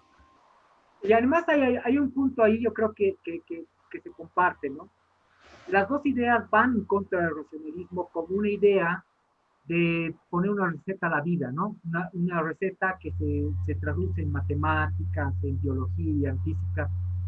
Las dos propuestas, tanto la propuesta del sentimiento o de lo irracional, tratan de atacar la simplificación del hombre o la realidad del hombre. Y tratan de decirnos, ya sea por el lado del cuerpo, de la conexión con el lado sentimental, corpóreo, o ya sea en la exploración psíquica, el hombre no puede ser explicado solamente con fórmulas, ni con aforismos, ni con leyes universales, porque hay cosas que están más allá de las leyes y de los propios estándares que ponemos. Entonces, creo que ahí hay un punto que no está separado. Ambos atacan al racionalismo como una solución de nueva explicación de la realidad. El siguiente. La otredad y el juego de espejos, el yo y el otro yo. Ahí el cosmicismo habla de la otredad bajo lo extraño de uno. Aquí podemos encontrar un ejemplo muy bueno que es de Edgar Allan Poe.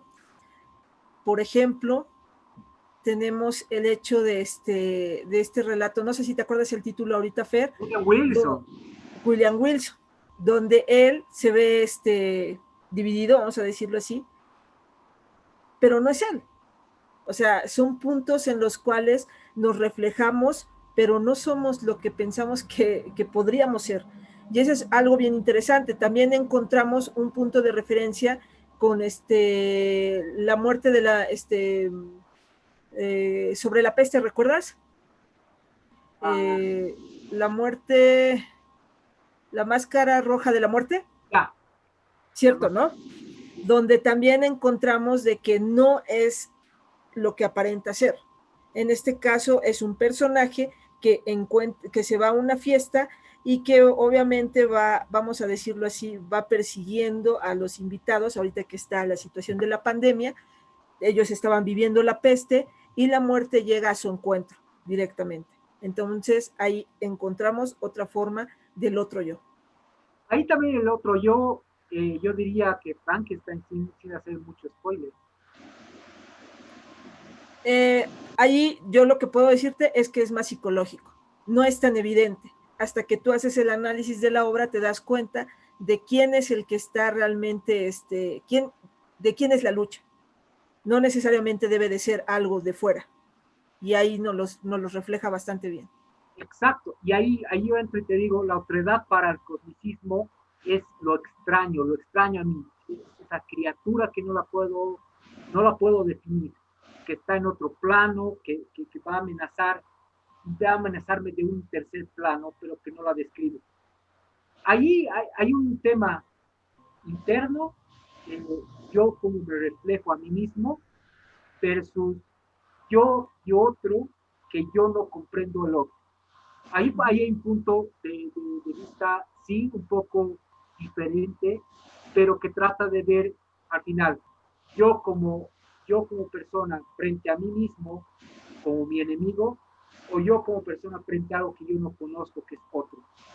Pero ahí podemos poner de ejemplo La búsqueda del tiempo perdido, de H.P. Lovecraft, que es un buen ejemplo. Es algo muy importante, que es la abyección. La abyección como algo que yo expulso como el exorcismo, que algo que entra en mí y lo tengo que expulsar. Y en el caso, en este relato que tú mencionas, es maravilloso, porque es alguien que no se reconoce en el cuerpo que está. Es como que me hubiera inyectado a alguien que no soy yo. ¿Qué hago con esa corporalidad? Y eso también es interesante porque hay muchos de los...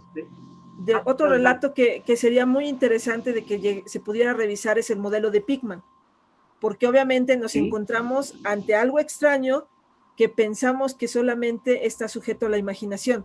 O sea, estamos tratando de no hacerles spoilers porque todos estos relatos que les estamos diciendo sería súper interesante de que ustedes lo leyeran y que realmente los fueran descubriendo junto con nosotros. No, pero ahí no vamos a ir por spoilers, pero en el modelo de Pickman se habla del otro. El otro que soy yo, pero después termina siendo otro. Y claro, parece un poco de juego de palabras, de yo, el otro yo y el otro, como explicabas al principio, Dulce, en el esquema, pero es muy importante porque nos posiciona como lector frente a lo que yo psicológicamente creo que soy, a lo que otra persona puede influenciarme, pero que no soy yo. ¿No? O sea, parece un juego de palabras, pero es el juego de palabras que maneja la inseguridad. Si yo tengo miedo... Fíjate que hay un ejemplo bien claro, sería La sombra sobre Innsmouth, porque ahí rompe sobre un secreto familiar y el descubrir que no era necesariamente una persona normal. Muy bueno. Bueno, de ese hay muchísima narrativa de Lovecraft que habla de el descubrimiento de quién era a través de mi familia y que al final genera esa incomodidad. Partamos esa otredad. No con la otredad, pero hay muchísimo ahí que hablar, sí. Porque claro, Lovecraft y Poe abordan lo mismo, y ahí no entiendo por dónde vas, abordan la otredad de una manera diferente, pero que la incomodidad sigue siendo la misma. Y esa inquietud. La inquietud de verme proyectado en mí mismo a través de este juego de espejo, o descubrir que yo no era lo que yo creía que era. Exacto. Eso es atroz. Sí, es bastante choqueante. A ver, vamos a seguir. El cuerpo y la abyección, posesión y expulsión. Aquí yo te puedo hablar del extraño caso de del señor Valdemar. No, que en este caso, para ponerlos en contexto, es una historia que relata cómo va teniendo la transformación una persona que supuestamente era sana. Pero vamos a decirlo así, no es que haya sucedido de esta forma, pero se va pudriendo en vida. Y no se sabe la razón. Ese para mí yo pienso que es el ejemplo más claro. Yo creo que ese es el punto más cínico que tiene con el cosmicismo, porque ambos hablan de la abyección, hablan de la posesión y la expulsión de algo, o el no sentirme parte de algo. Yo empiezo a descubrir mi corporalidad, pero sé que yo no soy. Y ahí hay una teoría, con esto sí se perturba todo, donde hablan, y creo que me van a vetar por lo que voy a decir ahora, hablan que el nacimiento es una abyección, porque es una expulsión. Y muchos de los escritores que han tocado este tema, que no hablan de lo lúcido del nacimiento, sino la expulsión de un cuerpo a otro. Y ese es el primer trauma. Entonces, yo no voy a generar polémica, pero la idea de la abyección es demasiado poderosa, porque nos habla de un retiro de un lugar a otro, o la no pertenencia de este lugar y mi necesidad de salir de esa no pertenencia. Y ambos casos, tanto la literatura del terror gótico nos habla de estos seres poseídos, de esta corrupción a través de figuras que entran en el cuerpo. Ahí podemos poner un ejemplo muy claro que hicimos una revisión la semana pasada sobre Randall Carter y el mundo onírico, porque él tiene obviamente esta abyección, para sintetizarles un poco la historia.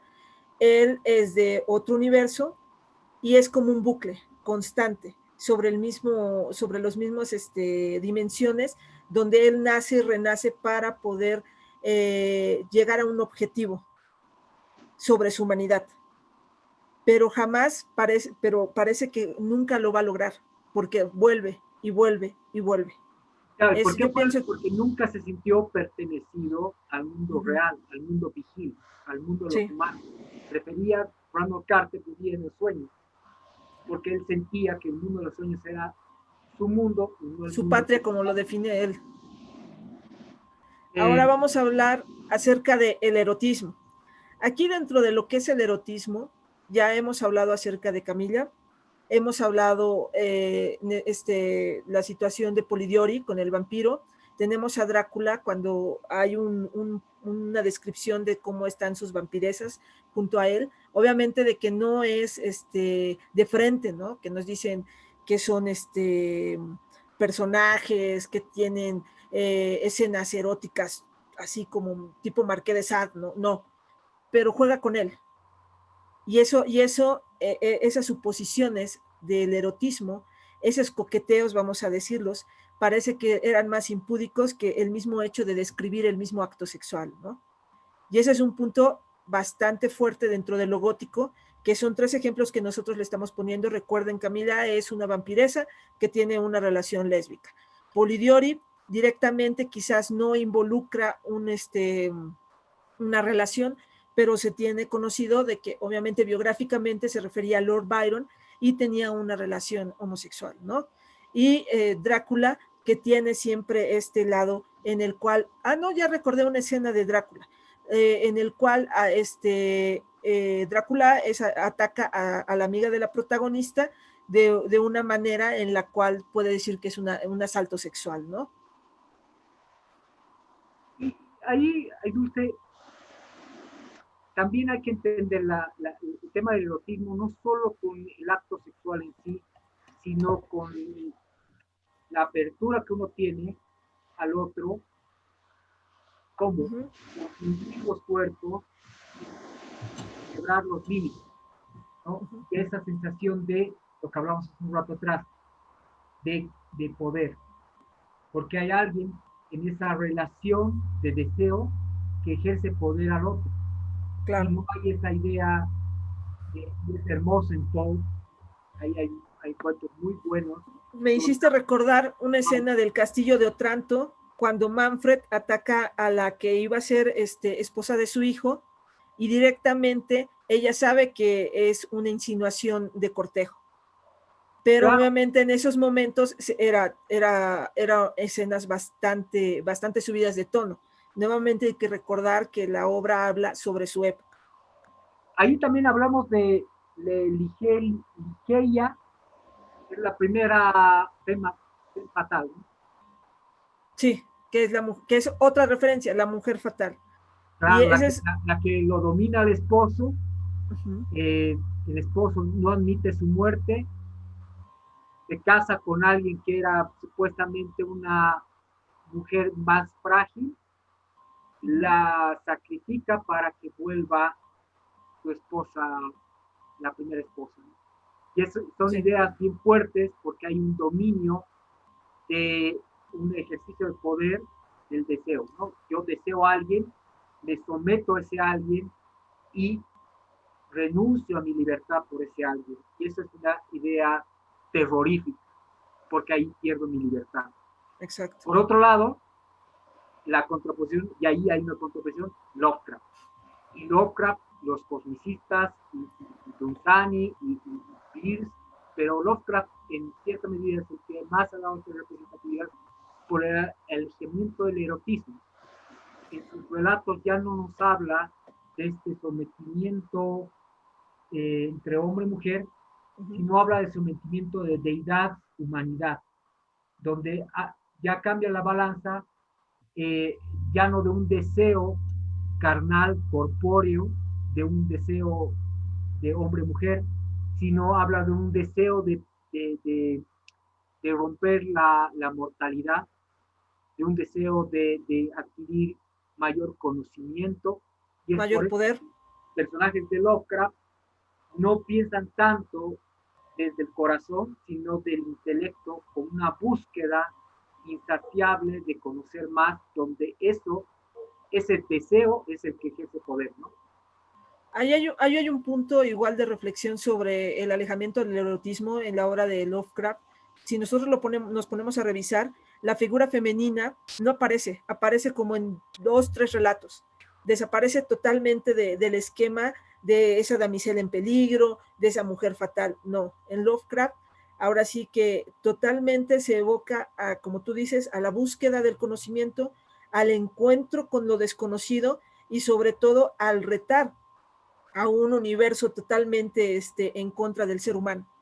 Entonces ahí sí es una contraposición, no hay ninguna referencia en la cual digamos, no, sí hay algo que nos acerca a lo erótico. Con Lovecraft, no. Y eso es también referente como autor también, ¿no? Y eso va a parecer una sobreinterpretación, pero hablamos un rato atrás que se compara el racionalismo con un personaje masculino y a lo irracional con un personaje femenino. Es al revés. O sea, lo irracional es lo masculino y lo racional es lo femenino. Por eso, yo te pongo en crisis. ¿Por qué? Porque aquí los personajes de Lovecraft son hombres cultos, científicos, que tienen una búsqueda del conocimiento. Claro. Y ahí es donde entramos en crisis. ¿Por qué? Porque tú me dices que la lógica era diferente.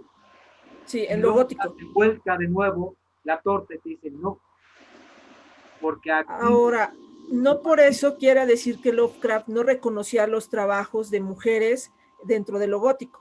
En su obra de la literatura, de terror, de Lovecraft, este ensayo, él relata de que esta herencia, o sea, la construcción del hecho para llegar al horror cósmico, reditúa en todos estos autores que en una mayor parte eran mujeres. Yo les mencioné algunas, ¿no? Entonces, no es que no las desconociera, simplemente que como su trabajo de escritor, lo que él enfrentaba era el hecho de que no era necesaria la figura de la mujer dentro de sus relatos, porque obviamente recaía no solamente en el personaje central, sino en lo que construía alrededor del personaje central. Es que ahí tú bien lo has dicho. Lovecraft no puso personajes femeninos precisamente para no incluir el elemento del erotismo o del deseo en su relato. Porque ya poner una imagen poderosa femenina o por lo menos una participación preponderante en el relato, sí genera una suerte de sentimientos y de deseo. Y sí, lo que Lovecraft quería es pragmatizar esto, materializar eso y solo buscar la búsqueda del conocimiento por sí mismo, por automacia. Ya no quería explorar mucho los sentimientos de los personajes, quería, si quieres, reconstruir un racionalismo irracional, donde el racionalismo buscaba la explicación de lo que no era explicable, pero ya no a partir de los sentimientos que tú nos hablabas claro, con los románticos. Sí, y aparte de que él se definía desde una perspectiva dialéctico-mecanicista. Sí. O sea, era una persona realmente esquemática en la cual trataba de cerrar todo su círculo dentro de sus relatos para que no hubiera una salida. O sea, sí hay salidas. A lo que voy es de que no nos dejaba una alternativa para que hubiera otro personaje de respaldo que no funcionara para los designios que tenía Lovecraft dentro de su universo. Ahora vamos a pasar con esta, que ya es la última, que es amenaza a la integridad individual. Aquí, como ustedes ya lo hemos leído, tenemos, por ejemplos, bastante fuertes, como entierro prematuro, el pozo y el péndulo, que lo acabamos de ver. También tenemos el gato negro, corazón delator. Son situaciones que nos ponen realmente en analizar de qué podría pasarnos a nosotros, que puede ser posible, probable o casi posible, pero que al fin y al cabo son momentos en los cuales nos ponen en análisis y en confrontación con nosotros mismos al decir, oye, sí, creo que sí podría suceder de que en algún momento un loco me rapte y me suceda algo. También tenemos, por ejemplo, y este es así como muy... yo pienso que uno de los relatos más cómicos que tiene Edgar Allan Poe es Los crímenes de la calle Morgue, porque ahí obviamente un personaje que ninguno de nosotros pudiera pensar que fuera el responsable de los asesinatos es algo imposible, pero que después si nos ponemos a averiguar en otros, actualmente existe esa posibilidad. Ya se los voy a spoiler. El hecho de que entre un orangután era un orangután por una chimenea es imposible que pase, pero lo fantástico es cómo lo construye Poe alrededor de ese personaje y de cómo nos altera totalmente la realidad y nos hace ver de que no estamos realmente, no podemos correr con la posibilidad de que llegue un animal salvaje a plena ciudad de donde vivamos y nos ataque. A eso es lo que voy. O sea, es posible, pero como lo enmarca él, es bastante irreal, pero bastante cómico para mí. Y este capítulo es interesante, el cierre, porque así como tú nos hablabas del gótico con el castillo, el fantasma, de la damisela en apuros, hablan del horror cósmico como, sí, vi algo, la locura. Salgo afuera, abro la puerta, la locura. Y claro, ¿qué es la locura al final? Y este último punto nos pone un poco en una idea de paralelismo. ¿Por qué? Porque tú nos hablas de una amenaza que sí tiene tema psicológico, sí hay un problema psicológico. Nos has hablado de, por ejemplo, El corazón del actor, donde si no hay spoiler o entrada de lectura, hay un problema de sensibilidad, de sonoridad, de insoportabilidad al sonido, que es un problema psicológico. Uh-huh. Hay una obsesión con el ojo, que es un problema psicológico. Entonces, ahí vemos que no es que el romanticismo, lo gótico, no hable del tema psicológico. Poe, y no solo Poe, hablan de problemas psicológicos íntimos, problemas psicológicos de la persona. Y el cosmicismo, Lovecraft entre ellos, nos habla también del problema psicológico de cómo me enfrento a algo que no entiendo y que amenaza mi existencia, versus cómo me enfrento a mí mismo. Entonces ahí hay dos problemas psicológicos que están unidos, ¿verdad? Al final yo creo que los dos problemas los tenemos y podemos corrompernos o nos podemos perturbar porque hay una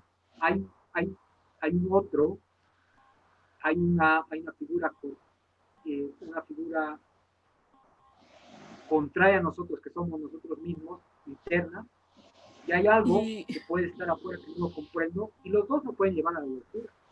Hay otra novela de Edgar Allan Poe que nos pone un ejemplo bastante esclarecedor, es El barril amontillado, que eso no lo voy a spoilear, que es muy sencillita de leer, y sobre todo ahí nos damos cuenta de que no todos parecen ser lo que nosotros queremos que fuesen.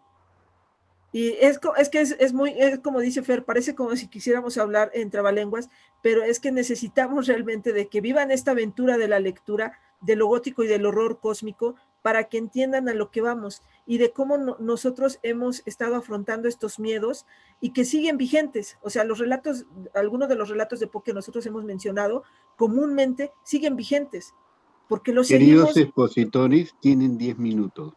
Gracias, Enrique. Fer, sobre la amenaza general a la humanidad, tenemos relatos como La llamada de Cthulhu. ¿Cuál otra se te ocurre de Lovecraft? Mira, uno de los relatos que más me ha perturbado es Azathoth. Azathoth es un relato de hoja y media en el cual ni Lovecraft ha querido terminarlo porque era tanta introspección, algo irreal, que ya le atemorizó. Le atemorizó en el tema psicológico, ya lo estaba perturbando, le molestaba o ya le incomodaba terminar ese relato. Cuando hablemos de Lovecraft, que va a haber alguna sesión de esas, hablando de Lovecraft y Poe, vamos a entender cuál ahí es.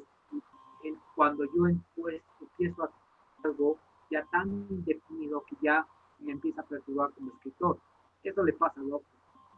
Y la llamada de Cthulhu es como que para decirnos que hay cosas más grandes. Claro. Pero de hecho, en la literatura de Lovecraft hay cosas más grandes que Cthulhu. Por ejemplo, tenemos a Dagon, que es uno de sus primeros relatos, donde se manifiesta realmente el horror por algo visto y saber que hay una amenaza inminente a la humanidad.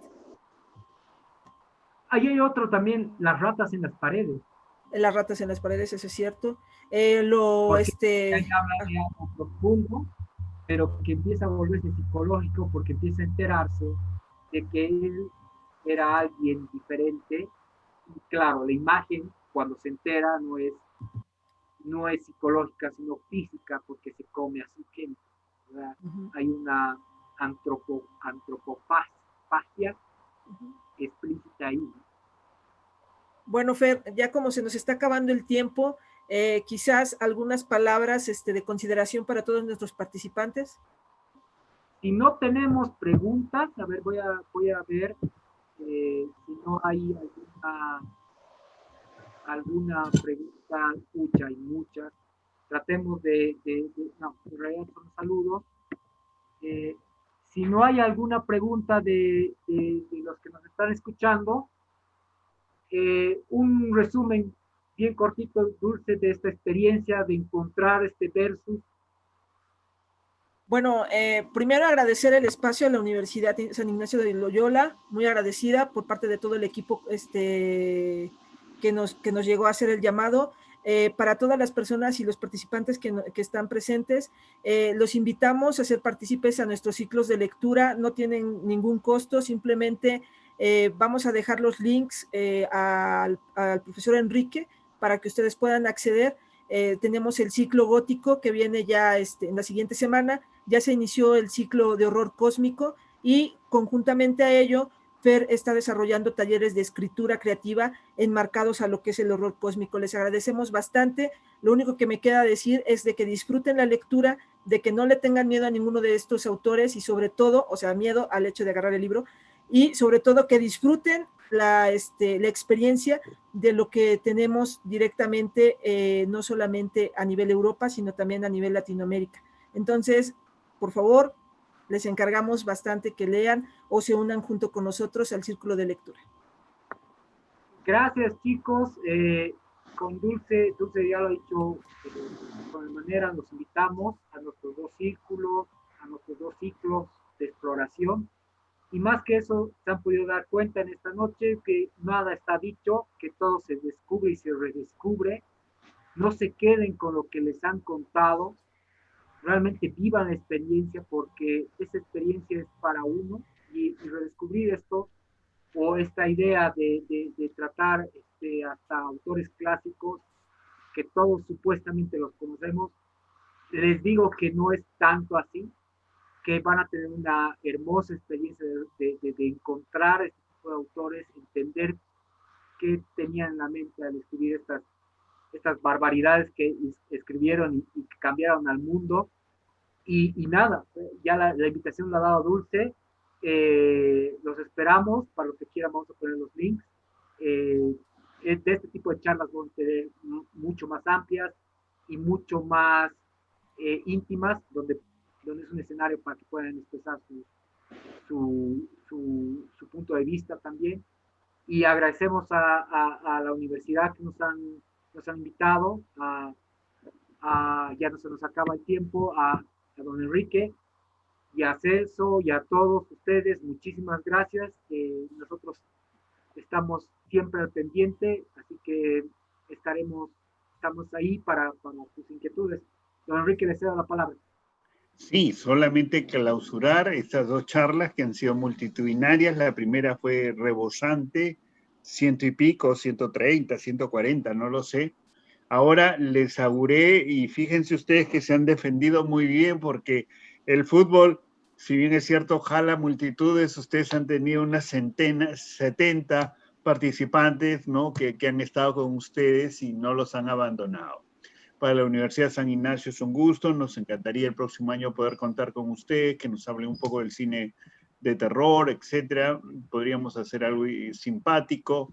La universidad está contenta de tener dos representantes de América Latina, Dulce de México y tú, Fer, de Bolivia, lo cual hace que seamos países unidos, que el conocimiento nos une a todos, que la literatura logra la paz. Mi país está muy movido, necesitamos también entender al otro y creo que la literatura es un buen camino. Puede ser poético, puede ser con figuras, alegórico, pero nos hace entender lo que hay en el corazón del hombre. El corazón del hombre es un secreto, ustedes y yo lo sabemos, pero que la literatura sí logra descifrar qué hay en cada hombre, ¿no? Y ustedes se han cogido una parte que es la del terror, aquella parte que el hombre siente miedos y que ustedes lo descifran muy bien. Esos enigmas que tiene el cerebro humano. Muchas gracias por estas noches deliciosas y les estamos muy agradecidos a Alexis, que nos ha dado el apoyo técnico, a Susana el apoyo logístico, a Celso, que hizo el enlace, y un modesto servidor, Enrique Espinosa, encargado de la cultura, los saludo atentamente y les desea verdaderamente muchos éxitos en su club de lectura y en todos sus proyectos que tienen que ver con la literatura. Muchas gracias y buenas noches a todos. Por favor, estén conmigo y un aplauso para ellos que se lo merecen, tanto a Dulce como a Fernando. Gracias, muy agradecido por haber estado con nosotros. Gracias, buenas noches. Buenas, chao.